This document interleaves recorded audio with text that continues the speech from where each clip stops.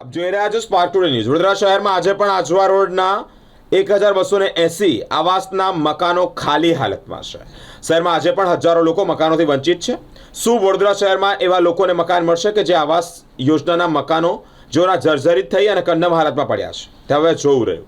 આજવા રોડના 1280 મકાનોના બારી બારણા તૂટી ગયેલા હોય, મકાનોની આજુબાજુ ઝાડી ઝાખરા પણ ઉગી નીકળ્યા છે। આ પરિસ્થિતિ જોતા જેવું લાગી રહ્યું છે કે શહેરની આવાસોની કામગીરી કેટલા હદે લોકોને હિત માટે છે તે સ્પષ્ટપણે જોઈ શકાય છે।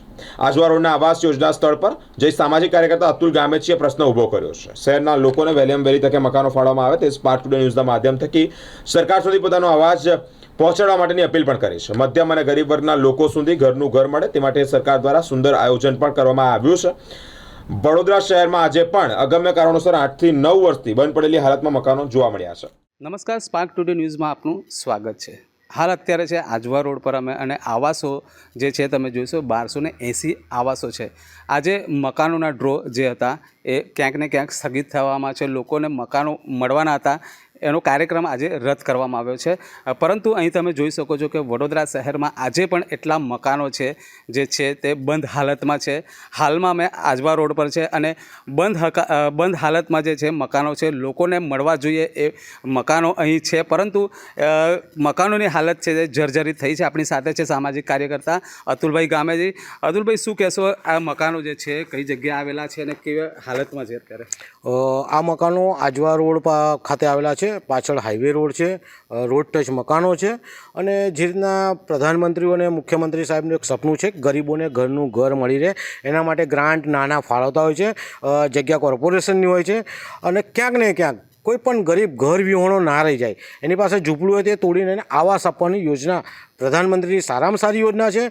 પરંતુ બીજી બાજુ અધિકારીઓની અનાવડતના કારણે યા તો કોઈ રાજકારણના છુપા આશીર્વાદના કારણે અહીંયા જે 1280 મકાન છે 8 વર્ષથી કે 9 વર્ષથી આવા ને આવા પડી રહ્યા છે। આ મકાન જ્યારે પડી રહ્યા છે જોઈ શકો છો કે દરવાજા ખખડી ગયા છે, જે વાયરિંગ છે એ પણ તૂટી ગયું છે, ક્યાંક ને ક્યાંક ટૂંક સમય પહેલાં અસામાજિક તત્વોનો પણ અહીંયા અડ્ડો હતો। એટલે ગરીબો માટે જ્યારે પ્રધાનમંત્રી સારામાં સારી યોજના લાવતા હોય ત્યારે આવા આવાસો બનાવીને ગરીબોને આપવા જોઈએ, પરંતુ ક્યાંક ભ્રષ્ટાચારની જે બૂ આવી રહી છે, અધિકારી કરતા હોય કે કોન્ટ્રાક્ટર, ક્યાંક ભ્રષ્ટાચાર આચરીને લોકોને ઘર નહીં આપવાનું અને પ્રધાનમંત્રીનું નામ ક્યાંક ડૂબાડવાનું, યા મુખ્યમંત્રીનું નામ ડૂબાડવાનો પ્રયાસ અહીંયા થઈ રહ્યો છે તેવું સ્પષ્ટ કહી શકાય કે 9 વર્ષથી મકાન તમે કોઈને આપતા નથી, મકાન સડી રહ્યા છે।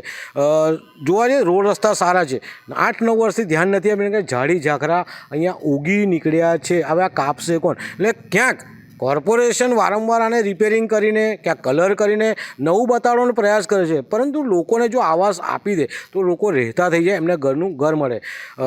કમિશનરો બદલાય છે, મેયર બદલાય છે, ચેરમેન બદલાય છે, પરંતુ આ આવાસો લોકોને મળતા નથી। આજે પણ જ્યારે ડ્રો હતો આપ જોઈ શકો સવારમાં લાખો લોકો લાઇનમાં ઊભા હતા। એટલે વડોદરા શહેરમાં લાભાર્થીઓ ઘણા છે, મકાન લેવા માટે ઘણા બધાની જરૂર છે, પરંતુ અધિકારીઓની અનાવડતના કારણે લોકોને આવાસો મળતા નથી। સ્પાર્ક ટુડે ન્યૂઝ થકી આજે અમે જ્યારે બતાવી રહ્યા છે તો આ સમાચાર જોઈને પણ કમિશનર જાગે, મેયર જાગે, આ આવાસોને લોકોને મળે તેવા પ્રયાસ કરવા જોઈએ।